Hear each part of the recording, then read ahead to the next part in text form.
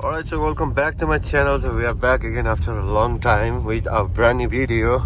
So मेरो अगाडि चाहिँ गिर्लीको रिडारा भन्ने गाडी छ पिकअपमा.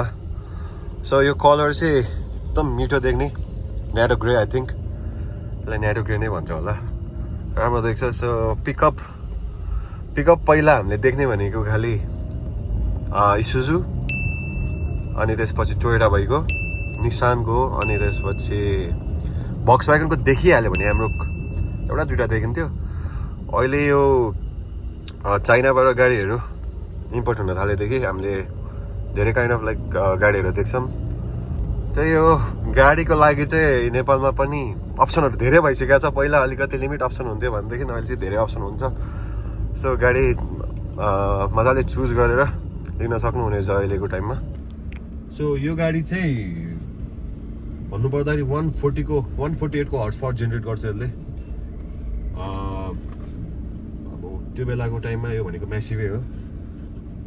2.0 मा किन डिजेल भन्दाखेरि चाहिँ टिएसआई पनि आउँछ विच मिन्स लाइक पेट्रोलमा. यो चाहिँ डिजेलमा भयो. डिजेलले चाहिँ अलिकति यसको माइलेज अलिकति बढाउने भएकोले अनि त्यो सँगसँगै पावर पनि यसको छ नभएको चाहिँ होइन. सो त्यो भएकोले चाहिँ आम ड्राइभिङ अ टिगवान. अनि टिएसआईमा पनि यसको धेरै अप्सन्सहरू हुन्छ यसको. सो हाम्रो चाहिँ अहिले 4 मोसन भयो अटोमेटिकमा. सो त्यही हो. अब हामी बाग बजार यताबाट निस्किन्छौँ. अब टाइम लाग्ने भयो आज पनि. अस्ति पनि गर्न पाएन. अस्ति नै गर्छु भनेको अस्ति पनि गर्न पाएन. आज पनि धेरै टाइम लाग्ला जस्तो छ. अब मेन कुरा भनेको चाहिँ मलाई गर्नुपर्ने गाडीमा एकदमै छिटो गर्नुपर्ने चाहिँ के छ भन्दाखेरि चाहिँ मुनिको टर्क माउन्ट भन्ने हुन्छ यसको. टर्क माउन्ट चाहिँ एउटा चेन्ज गर्नु नै पर्ने हतार छ. बिकज लाइक गाडी फ्रिली कुद्न पाइरहेको छैन मजाले. अनि त्यही कारणले गर्दा पनि गाडीलाई धेरै स्ट्रेस नदिकन कुदाउँ भन्ने सोच हो मेरो चाहिँ. टाइम वाइज हामीले गाडी मेन्टेनेन्स गर्ने हो भने चाहिँ पछि गएर चाहिँ गाडीले त्यस्तो मेजर प्रब्लमहरू फेस गराउँदैन हामीलाई. त्यो भनेको हामीलाई अलिकति लाइट फिल गराउनु हो, इजी पनि हुनु हो.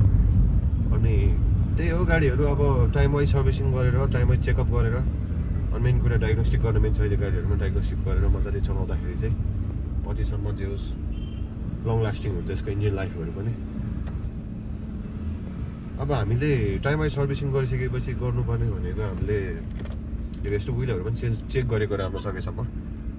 विल ब्यालेन्सिङहरू गराएको राम्रो होइन. त्यो कारणले गर्दा सानो सानो कुराहरूले पनि धेरै इफेक्ट परेर हुन्छ पछि गएर. दामी रहेछ यार. के हो ल हामी चाहिँ यता सर्भिस सेन्टरनिर पुग्न लाग्यो. बिजुली रहेछ. सो हामी चाहिँ यता सर्भिस सेन्टरनिर पुग्न लाग्यौँ बिजुली बजारमा. यहाँबाट लेफ्ट लिन्छ कि राइट लिन्छ जस्तो लाग्थ्यो. सो म चाहिँ लेफ्ट लिएर हिँड्छु. सो हामी चाहिँ यहाँ आइपुग्यौँ. अब एकछिन यता देखाएर अनि त्यसपछि हामी निस्किन्छौँ.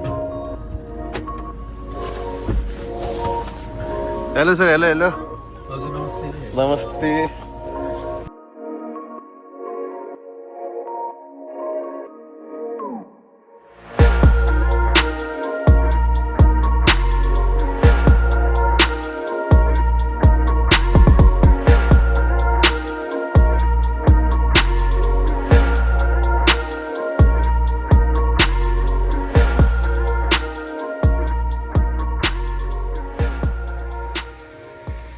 हामीले हेर्दाखेरि चाहिँ गाडीमा यो चेन्ज गर्नुपर्ने भएको छ अहिलेको लागि चाहिँ.